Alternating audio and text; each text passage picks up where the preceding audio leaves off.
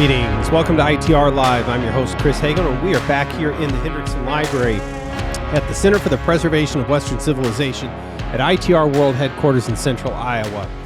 We've got John Hendrickson, myself here today, ready to thrill and excite you on the gold standard in Iowa conservative entertainment. John, how you doing today? I'm doing fine.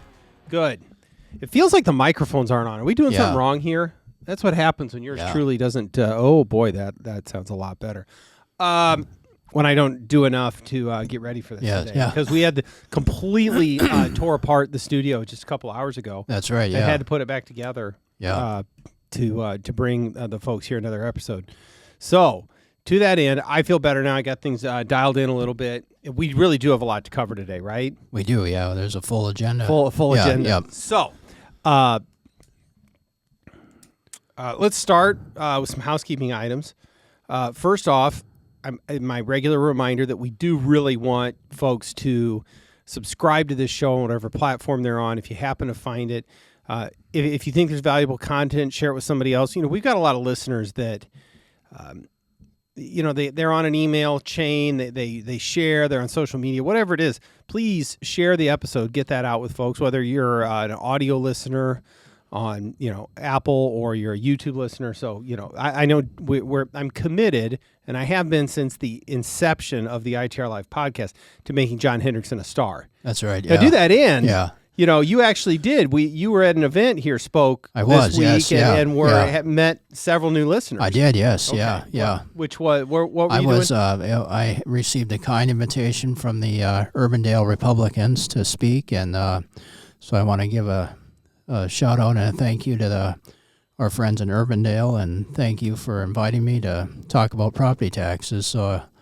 had a good evening, and it was met quite a few of our podcast listeners. So, well, that's good. I do know for a fact that we have podcast listeners in the city of Urbandale. Yes, I can attest to that.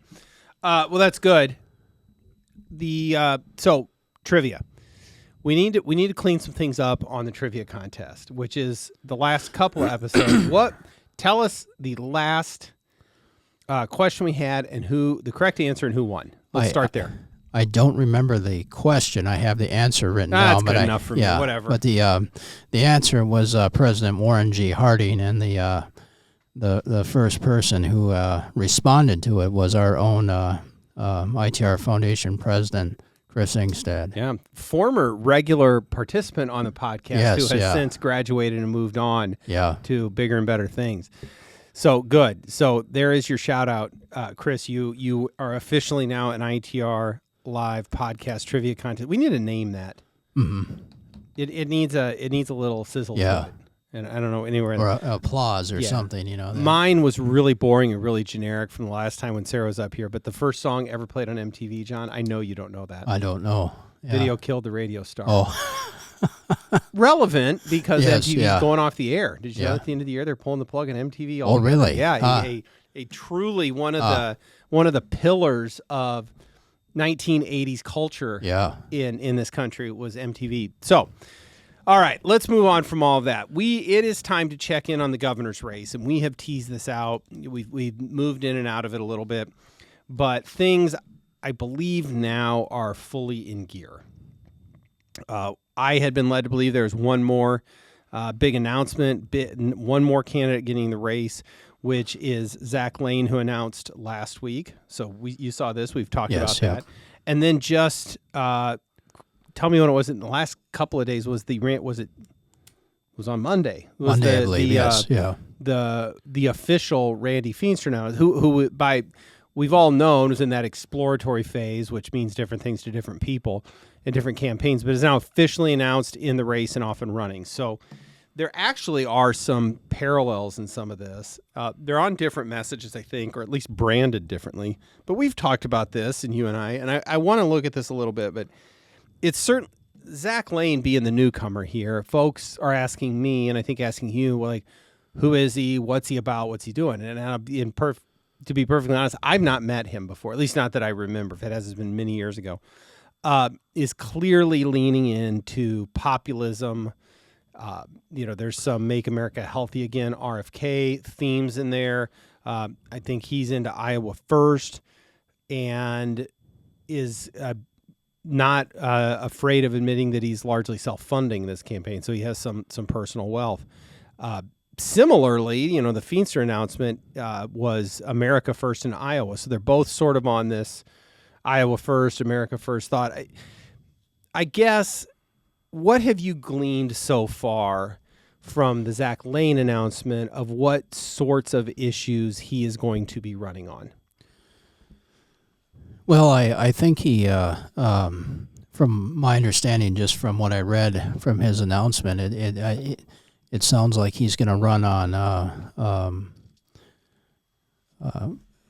It seemed like a platform of preserving small town Iowa, focusing on property rights. As you said, the Make America Healthy Again. He seemed to be very much championing Iowa First in terms of. He wasn't specific. At least what I read wasn't specific, but concerned about the people buying up outsider, out of staters, and maybe even foreign entities buying up large sections of Iowa, whether it's farmland or other parts of Iowa. And that's an issue you've done work on. Yes, yeah. Research is some of that foreign ownership. Yeah, I did read some of that. And so well. I think those are kind of things that he's going to focus on. And I know one of the statements I read, he was just basically kind of reaffirming his commitment to small town Iowa, of those values. Yeah, there was. He had a statement in his announcement, or maybe he said it, I don't know, really going after what he termed big ag and big pharma. And that's not traditional Republican kind of speak. That's a little different. Big ag, I'm assuming it is the large scale producers, maybe out of state owners. I don't know how you define that can mean different things, right? Mm-hmm. If it's just sticking up for smaller farmers, like that makes sense too. The big pharma, we can sit here for hours and go off on what's wrong with health insurance in this country and pharmaceutical prices. I think traditionally, prices of drugs has been a left of center issue, but things are changing. There has been sort of a realignment of some of these issues, and I think looking also at the Feenstra announcement, he talked about affordable health care in his. So it's not that Zach Lahn's out all alone blazing a trail on this. And maybe there is something more for Republicans to say on this, because a lot of the Democrat policies over the past decade or more have made health care a lot more expensive, as we're watching play out in real time with the Obamacare subsidies. So I think there's some of that going on here too. Yeah. I think that's right. And also the affordability is still on voters' minds. And I think that was a lesson from this last election, that people are still concerned with inflation. They're still concerned with economic issues. And so I would predict that a lot of these candidates are going to have to start coming out with some more messaging on economic policy.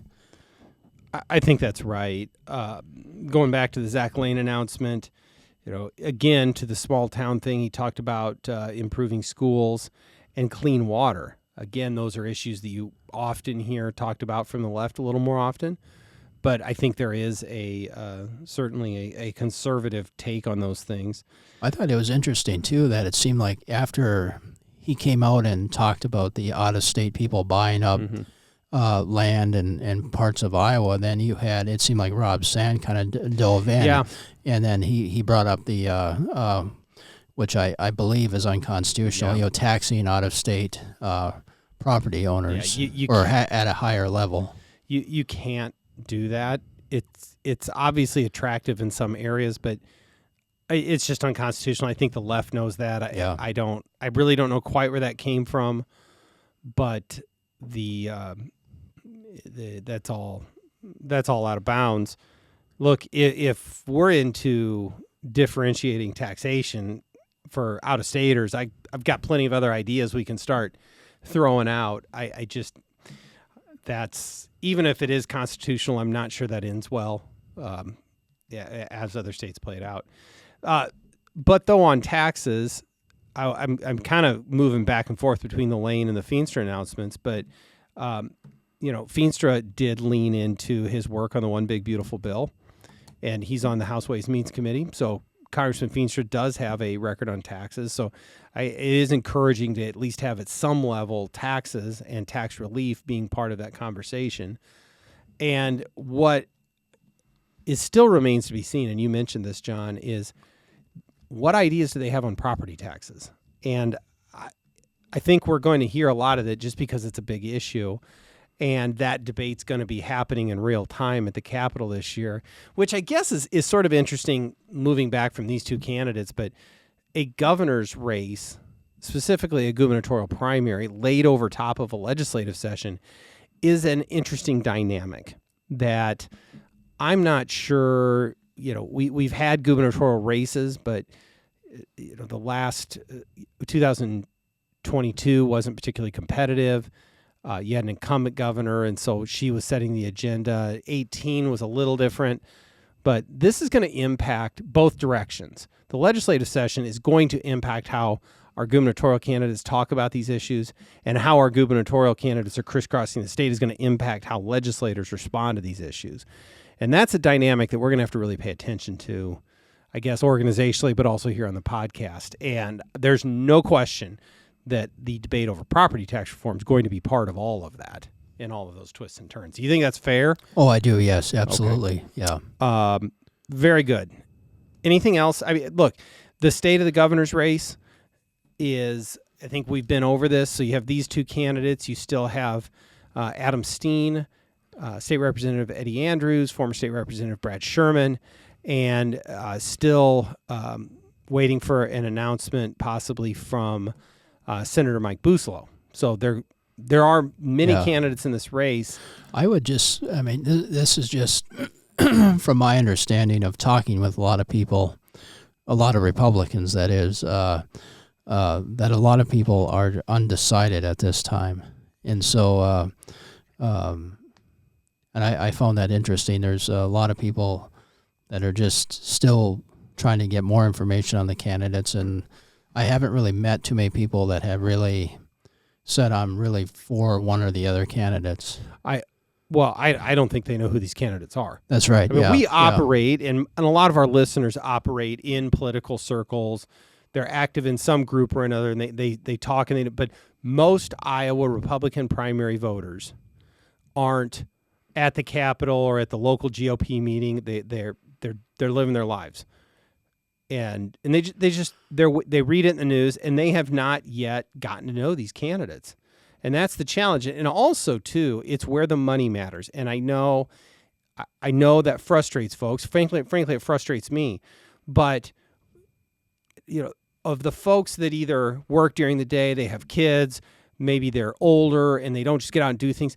The only way you're reaching them is through the media or through your own paid media, which is, TV and mail. That's the only way they're really going to get information about that candidate. You would like to think that you could run a purely retail operation and go to all 99 counties. And you're still talking to a fraction of the electorate here.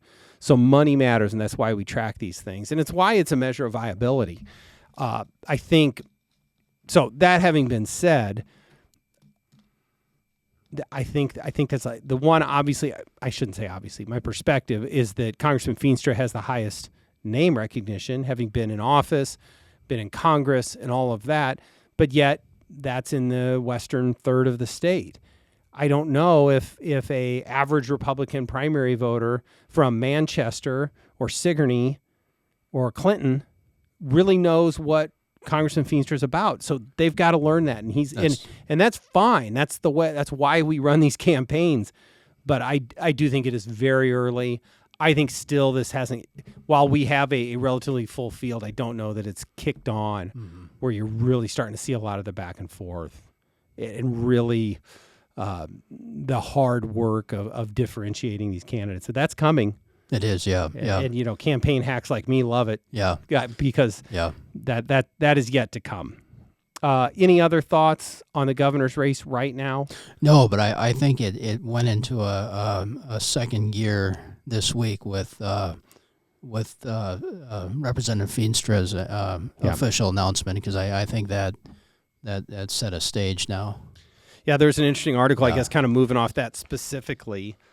You forwarded this to me, I think this morning, but Iowa Democrats lost 200,000 voters in 15 years. How it happened and what it means for 2026. I mean, I'm kind of throwing that open. I have a few thoughts on here, John, but yeah, it's just there's 200,000 less registered Democrats in Iowa than there were 15 years ago. Yeah. What's the article? What do you make of that? What's going on with this? Well, one thing I took out of it, and this is no surprise because you and I have talked about this quite a bit, and then what accounts for this slip in Democrats, and it quotes that there's in some of the manufacturing towns in Iowa is where a lot of the losses have occurred, and this is where you see that realignment has shifted because of President Trump, where he's attracted a lot of blue-collar workers that were Democrat have now joined the Republican Party, or at least have supported President Trump. And that's one thing that this article highlighted, is that in those manufacturing towns, they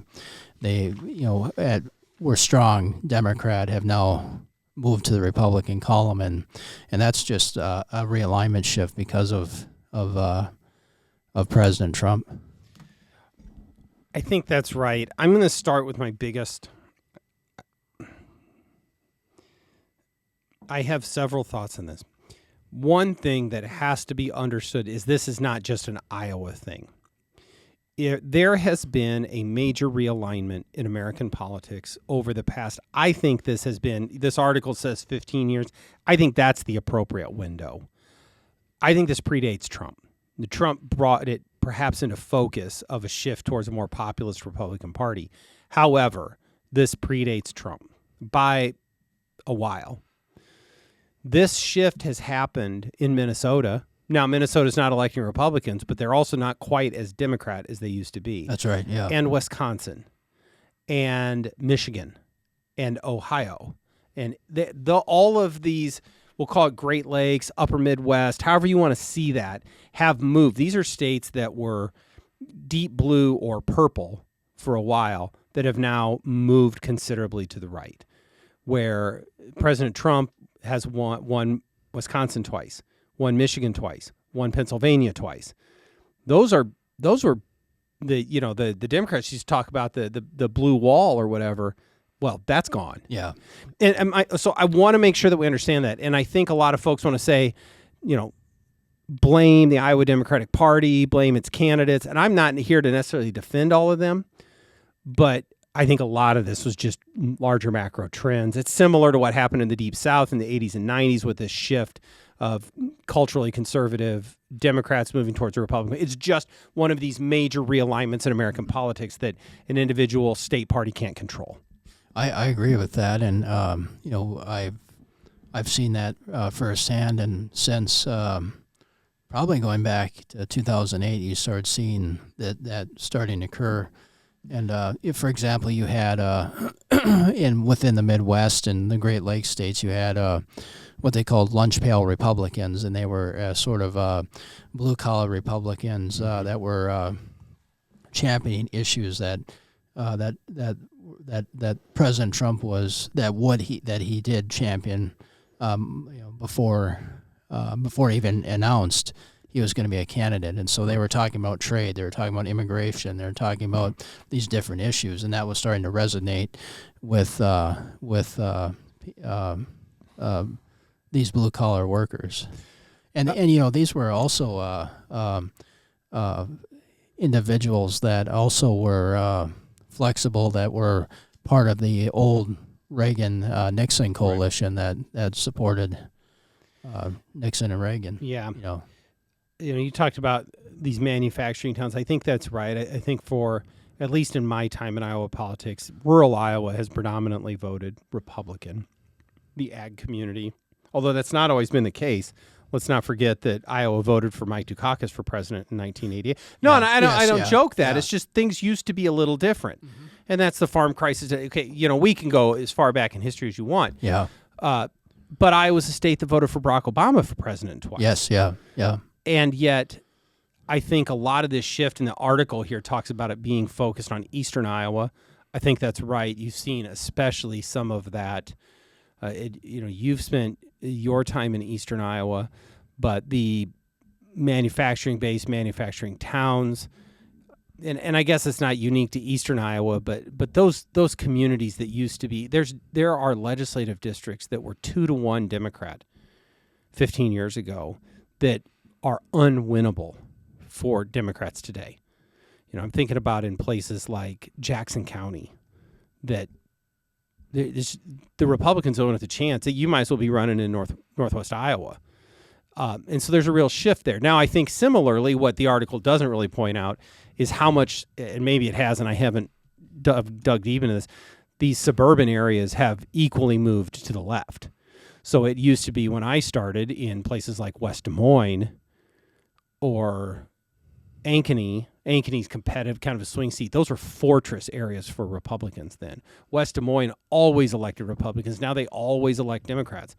The area, the area that I initially was elected in, Windsor Heights and Clive, was earlier on had been a Republican stronghold and now votes similarly to places like Iowa City. Maybe not quite as bad, but you'd have an easier chance of winning on the east side of Des Moines than you would in the west suburbs of Des Moines. And that was unthinkable. And so there's that demographic change here. I'm a little, I don't, the article spends a long time talking about changes to state election law and moving voters to inactive status. I'm not here for any of that. Those are administrative changes of people that don't vote, of cleaning up the rolls, and you can still vote. I think that is just all. I think that entire thing is a deflection of trying to bring in a conversation that really doesn't directly impact those numbers. I think they're broad macro trends, but I don't know. I thoughts on any of that, John? Well, I'll just say one other thing too, and I think the way at least Rob Sand is conducting his campaign is a demonstration of some Democrats realizing that they have moved so far to the left that they have lost a lot of people, and they're finally starting to realize that.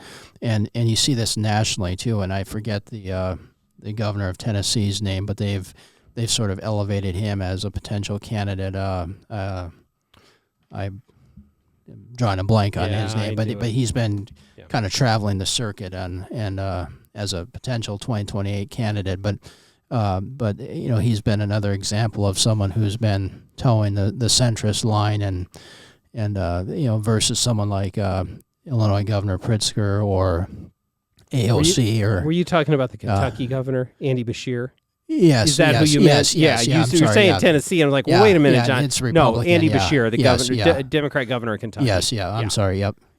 And so I think when you see examples like that, you start seeing there's some Democrats that are saying, maybe we've moved too far left, and we need to sort of either disguise ourselves or sort of act more moderate. Well, that's objectively true, John. Is that the Democrat Party, at least its base, is lurched far left with an issue set that doesn't win the day with at least the vast majority of voters here in flyover country, but maybe it plays on the coasts. But I think there's some smart candidates to get it. But this is something you and I have talked about. You're caught in a vice because I think that Rob Sand has tried to, in many ways, successfully kind of tack to the middle on issues, but he still has to be responsive to that base of his party. And there is a limit to how much you can do that. And what the risk you run is you start talking out of both sides of your mouth, and it looks like you're really not for either one. And I'm that's right. Yeah. I look. There's no question that State Auditor Rob Sand is not nearly as liberal as many in the base of his party. I mean, I think that's just plainly clear. Now, much of the things that he says and does to try and appear to be an almost right-of-center candidate, I think strains credibility a little bit. But yes, I think that is the model. And you're right. If I'm advising a statewide Democrat candidate right now, yes, Andy Beshear, that's the model. If you want to win in a red state, you better find a way to appeal to these folks that think that your national party is out to lunch, because you can't win it with just the base of the Democrat Party. It won't work. There's just not enough of them, as evidenced by the fact that they've lost 200,000 voters in the last 15 years. That's right, yeah. So, okay. Well, I don't think it's as simple as, one candidate might be able to win, but I don't think it's as simple as just tweaking messaging here in the state of Iowa. I think there's a national branding issue. And you know what? Republicans are going to have to face all of this after Trump is not president anymore. There is going to be another battle for where the soul of the party, for lack of a better term, and what we really believe. So it's not just this happens. And you as a historian understand this. Yeah. This is the natural evolution and the ebb and the flow of what parties stand for and what their coalition looks like. And they have adapted and changed over the course of our nation's history. Yeah. And it will continue. Absolutely. I was just talking with someone the other day about Harry Truman in 48, when the Democratic Party split three ways. You had Strom Thurmond, who broke off and ran as a Dixiecrat. And you had Iowa's Henry Wallace, the former vice president, ran as a progressive, and you had the Democrats sticking with Harry Truman, and Truman still pulled it off in 48, and so Republicans have had their divisions. So, well, I'm gonna work this story in here as well, John. We talked about this also in pre-production. I'm reading an article from Capital Dispatch, but Congresswoman Marionette Miller Meeks had a town hall forum in Keosauqua, and apparently she had not had one in a while, and finally bent to pressure that she was supposed to have public forums. And so I want to talk about public forums generally. And, it's right here in the article. Democrats have criticized Miller Meeks for saying she would have a forum when hell freezes over, and she's done them remotely. So she finally shows up, gives the Democrats what they want, which is a town hall in Keosauqua, which is a real hotbed of Democrat political activity. Been to Keosauqua lately? No. Well, anyway. And they yell and scream at her and have a contentious debate over health care policy, and a bunch of liberals show up and yell at her, and so on and so forth. And so now we have articles in Capital Dispatch and the Des Moines Register and everybody else talking about how the angry mob was yelling at Congresswoman Mary Miller Meeks. Did I summarize that all okay, do you think? Yes, yeah. So why hold these? The entire reason, why won't you hold a town hall? Why aren't you showing up to talk to your constituents? Because this is why. Yeah. Because of this nonsense, because the entire thing is an exercise of showing up so we can scream at you and try and make news headlines. There is no reason for any Republican member of Congress, or frankly, just about any Republican member of the state legislature, to do these public town halls again. They have been co-opted, and they are nothing more than a charade for the left to try and look like it is ridiculous. Yeah, I agree with you. And what makes me frustrated with this is, we hear repeatedly from the left, from Democrats, about civility and decorum, and they're constantly criticizing President Trump for not being civil, but it doesn't seem. I mean, look, this is a perfect example. It's one thing to have a disagreement. It's one thing to act like that. I mean, that's not appropriate behavior. I mean, it's one thing to ask a question, but do it appropriately. You don't have to shout. You don't have to be obnoxious about it. These people, we just need to have a town hall so we can talk to you and have a conversation about your policies and what you're doing, because that's transparent. And then those same people that have this idea that they are the civil people that just want to have a conversation are the same ones that show up and yell and scream just so they can get their issue in the media. Yes, yeah. This is absurd. It is. I have had strong feelings about this for several years. There are any number of ways. Look, if you want that you can hear from Congresswoman Miller Meeks or any other member of Congress, it doesn't have to be at some staged town hall forum somewhere, why is that somehow the epitome of constituent work? It's come on. This is, and you know what? Here's the bottom line. I would be shocked if there was a single person in attendance at this town hall forum that is going to change their vote in the next election based on what is said in that forum. Every single person that walks through the door either supports her or is opposed to her. So what are we doing here? And if you want to know specifics, shoot her an email. You'll probably get a long response. I'm done. I hate it. And for those of you listening to this who are elected, just, you don't have to do it. If you are a legislator and you're sick of going to the League of Women Voters Forum, guess what? Just stop going to the League of Women Voters Forum. That's nothing more than a group of angry people who hate you, who will never vote for you, who want to set you up and watch you fail. And yet somehow, because they got one old angry moderate Republican who seems to bought into the civility nonsense, well, we just need to have you come here and talk. No, you don't. And you need to tell that one grouchy old Republican who probably didn't vote for you anyway to go pound sand. I'm sorry. I have a different event that morning. I'm sorry. I won't be able to make it. I have a conflict. Your time belongs to you. And then you can go down to the Farm Bureau or the co-op or the local library and buy some of your friends some donuts and talk about the issues with the people that actually want to listen. It doesn't need to be at the League of Women Voters Forum or whatever nonsensical group of people that are inviting you out there just to yell at you. John? I agree. In fact, we were. I was actually talking about this very thing with someone this morning about legislative forums and people getting up and yelling and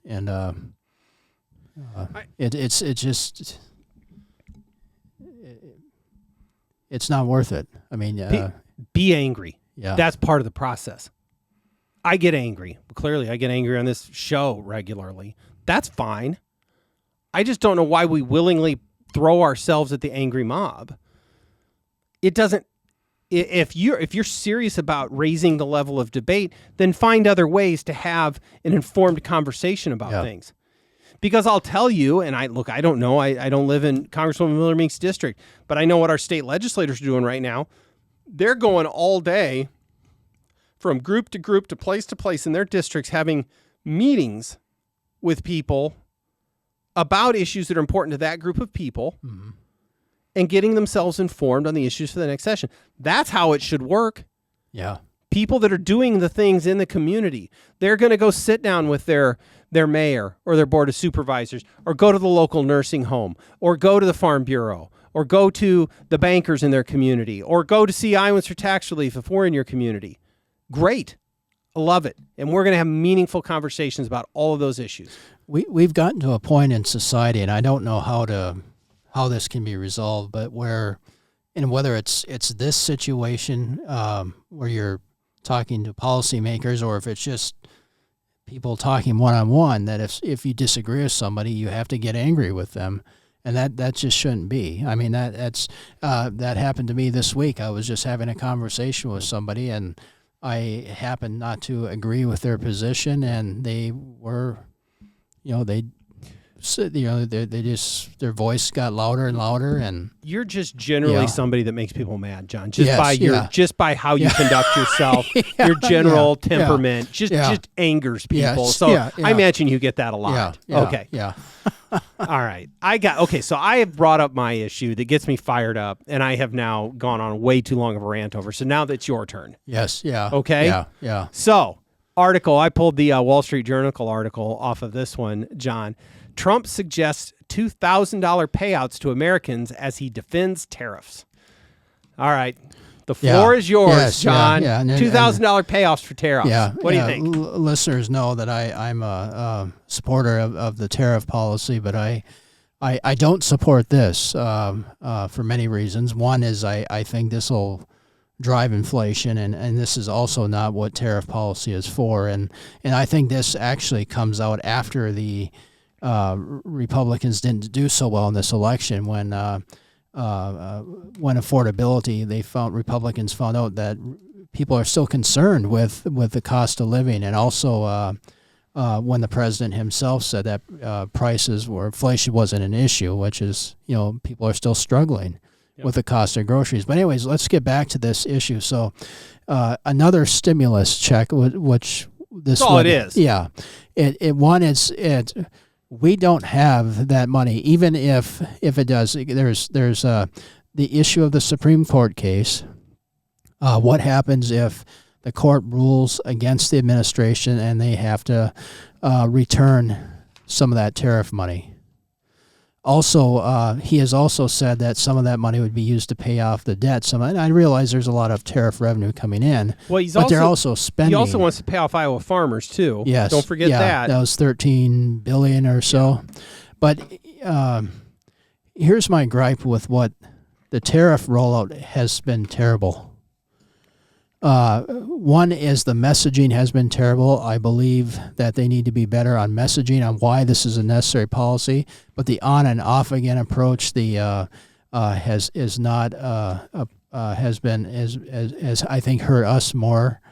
And also, what should be done in this situation if you have this type of policy is, and this is exactly what Republicans in the past have done with tariff policy, is when you have a tariff and it brings in revenue, you take that revenue and you do one of two things with it, or do both things if you can, if there's enough. You pay down debt and you use it to cut taxes. That's what it should be used for. And it should not be used for more government spending or to send out rebate checks. The article points out that there weren't a lot of details about the program, but that they did say that the president had suggested earlier this year that the government could give payouts from savings carved out by Elon Musk's Doge committee. And, that's... Look, I'm sorry, I'm going to jump in. Can't help myself. The idea of these rebate checks or payoffs is about the worst thing you could do with it. I suppose you could light the money on fire, which isn't even always the worst thing. But what have you changed by just writing checks and handing? You haven't changed our debt problem. No. You haven't changed our tax structure. You haven't added to an essential government service with it. It's just gone. That revenue is just gone. And so now you've done these tariffs, which, look, whether you support them or not, there's an economic impact to them. And so now you've created this economic impact, and you still haven't given folks any tax relief. You've just given them a rebate check, which may or may not be available in the future and doesn't change people's, long-term buying habits in any way. And, in the Trump tweet, we're not, high income people don't get this, whatever that means. So we're even leaning even harder into this. I suppose you can call that populism, but I think that's even a stretch. Yeah, I don't like it. I don't like it at all. Well, and the other thing that upset me this week is he put out on Truth Social this plan of a 50-year mortgage, and the picture was of himself next to Franklin Roosevelt. And basically associating himself with the New Deal. Yeah. And that is not the example to go for. Well, and I don't know who you're appealing to with that. I didn't see it. Yeah. I'm not defending it. I agree. What are you going for? We're just handing out money in an effort to improve popularity and juice the economy. That's not anything. Yeah. Frankly, that's not what he's been for at any point in his prior presidency or this one here. Yeah, and I'm not sure either. And I don't know if it's in response to the backlash on this affordability and trying to look like he's trying to address things. I don't know. I mean, this just was these two policies are not good, and I don't know where they came from, and they probably won't. There's probably nothing that will come out of these, but it's just I don't know. I don't think so either. I do think, and you've touched on this a couple of times, affordability, call it inflation or the the ongoing impacts of inflation. But things cost a lot. It just costs a lot more to live your life than it did pre-COVID, let's call it. Things are expensive. And a lot of that is because of Democrat policies during the Biden administration. Some of it is the normal course of just things in our economy. But it's expensive out there, and that will impact. Voters will want to hear people who want to address that. And so if you're pursuing policies that make things more expensive versus less expensive, I think that's relevant. And I'd rather hear ways we're going to fight inflation. I'd rather hear ways that we're going to bring down the cost of living. Yeah. And improve the economy. That's what I'm hungry to hear. Yeah. And I think I don't agree with I think Democrats are celebrating too early the election. Yeah. I think it's way too early to make predictions for 2026, but I do think this election was a wake-up call for Republicans at the national level, that they need to start taking some issues more seriously.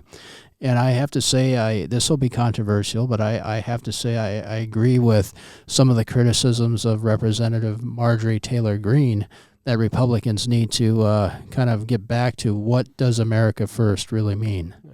And I think, too, Representative Thomas Massie has been saying that as well. Yeah. Well, there's a whole other conversation in there that maybe we should table for another day. Yeah. I agree. I guess when I see things like this, it makes me question, well, I know it makes you question what's the tariff policy, because we bounced back and forth between this is good policy, that's why we're doing it, or this is a negotiating tactic to see if we can get better trade deals or something else. And it certainly hasn't been applied cleanly, and it certainly hasn't been communicated very well. No, it hasn't. So, no. But I do think, too, that there's a broader, what are the priorities? It seems like in the early days, all we heard about was one big, beautiful bill, Trump tax cuts, and DOGE. And we're really focusing on getting back to some fiscal discipline in this country. And I don't sense any of that anymore. No, that seems to be gone. And maybe it was just all part of getting the bill passed. Yeah. But I haven't seen any of the savings from DOGE. And the one big, beautiful bill, frankly, I'm glad it got done, but there's a lot of tax policy in there that I don't think is a very good idea either. Yes. And so where are we going? What is and we'll get there. And I don't want to be overly critical, because I know that there are a lot, they're fighting on a lot of different fronts right now, but, and we're already running these midterms, but where are we going from here? I think that's an important question, and I'm very concerned about that. Yeah. So I think there's a lot of I'm not going to go there. Yeah, so but I will end on this, talking about the midterms. I understand that a president's second midterm is always really good for the party out of power. It's always been that way. Republicans did great in 2014, and Democrats did great in 2006 in Bush's second midterm. History, you want to talk about large macro trends, you would think that Democrats would do very well in this election. I do think it's generally a better environment for them, but I feel like there's something else happening here. There is a movement among conservatives, and I think they're more galvanized than people see. And what I do believe we're about a year out. I don't believe that the pendulum has swung. If you voted for Trump, you're still with Trump. Mm-hmm. And if you voted for Kamala Harris, you're still going to vote Democrat. I don't think that's changed. I think there is an enthusiasm gap. Yes. Yeah. But I still believe that there is a lot there that I think conservatives will be given as we move towards the election day. And I don't think this is going to be the environment that many on the left say it's going to be for national Democrats. We'll have a lot more to say about that one. But I am not part of the doom and gloom brigade. I'm not either. I think it's just too early. It's too early. I agree. Yeah. All right, John. Well, I told you we had a lot to cover. We did have a lot to cover. Yep. You never even came back around. We probably should have hit this at the front end, but you've got another trivia question. I do, glossed. yes. Yeah. See, here's the problem. Yeah. You don't interrupt me. You just wait. And now we're 45 minutes in. It's, oh, by the way, I've got a trivia question. I was trying to be respectful and we civil. I believe in civil discourse. We don't do civil discourse on the ITR Live podcast. This is Rock'em Sock'em. Yeah. You don't get your point in, you're not getting made.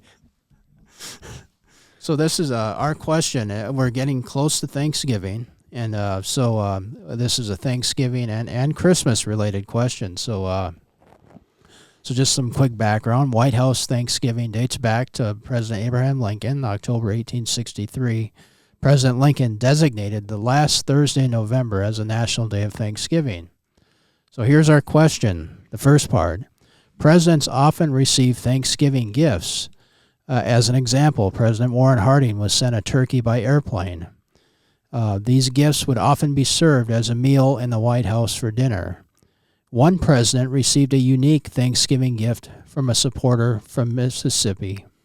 However, the First Lady and the President became attached to this gift that was supposed to be a part of their Thanksgiving meal. Instead of consuming it, they made it a pet. So the question is, what type of pet was this and what was the name?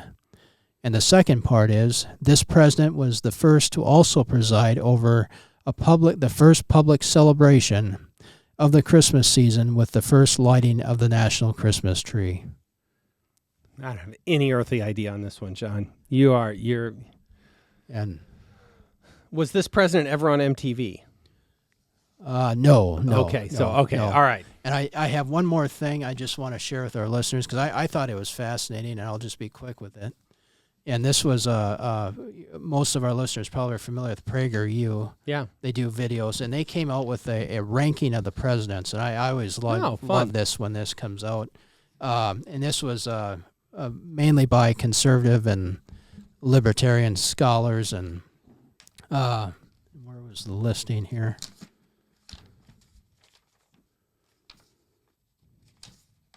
Okay, here we go. The top 10 was Washington, Lincoln, no surprise. Third, Reagan. Fourth, Calvin Coolidge. Interesting.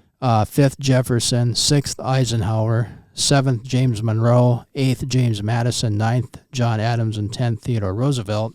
The bottom 10, coming in at 33rd, Herbert Hoover. 34, Millard Fillmore. 35, LBJ. 36, Franklin Pierce. 37, Woodrow Wilson. I don't care how low Woodrow Wilson is. It's not low enough. Yeah. Anyway. 38, Barack Obama. 39, Jimmy Carter. 40, Andrew Johnson. 41, James Buchanan. 42, Joe Biden. And this is how good they were from a conservative standpoint, right? Yes, yeah. Not necessarily effective or any of that. No, and that's one thing. I was talking with one of our colleagues about this, and because depending how you would rank this, so I'm not a fan of Franklin Roosevelt, but if you look at the impact he had, and depending on how you rate it, he was, and same with Andrew Jackson. I would say this because I've got some contrarian views on Obama. Yes, yeah. He was absolutely impactful. Yes, yeah. Absolutely right. To move things in a liberal direction, much more so than his sort of tone and how he campaigned. And but I'm a little bit of an Obama apologist. Like, I don't want him back. I think he did a lot of things to move this country in the wrong direction. But I would not lump him in with the likes of Wilson, Biden, and Jimmy Carter. I think Warren Harding deserves to be ranked higher because I think he, just like, Grant was associated with scandals in administration, but he wasn't involved. Harding the same way. And I think Harding did a lot of good things in office and doesn't get enough credit, and I think he deserves to be higher. Yep. Now, that's some interesting stuff. Yeah. And I suppose it'd be interesting to kind of dig apart the criteria. Yeah. Reagan will always be my president. Mm-hmm. I believe that he made a real difference in bringing this country back from many poor things, but it's hard to I don't know that I could find a way to, with a straight face, elevate him over Washington and Lincoln. That's a bridge too far. But you know what? Clearly, he is in that company. He's got a statue out in front of Shields, just That's like right. Lincoln and Yes, Washington. So he's in that company for sure. So, all right, Yeah. John. All right, we need to sign off. Yes, yeah. Okay, yeah, well, good. I'm glad we got this done today. Yeah. We almost didn't get in here in time. So, as we close in on the hour mark, thank you, folks, for joining us. Thank you, John. Again, don't forget to like and subscribe. Don't forget to tell your friends. And with that, we will see you next time on ITR Live.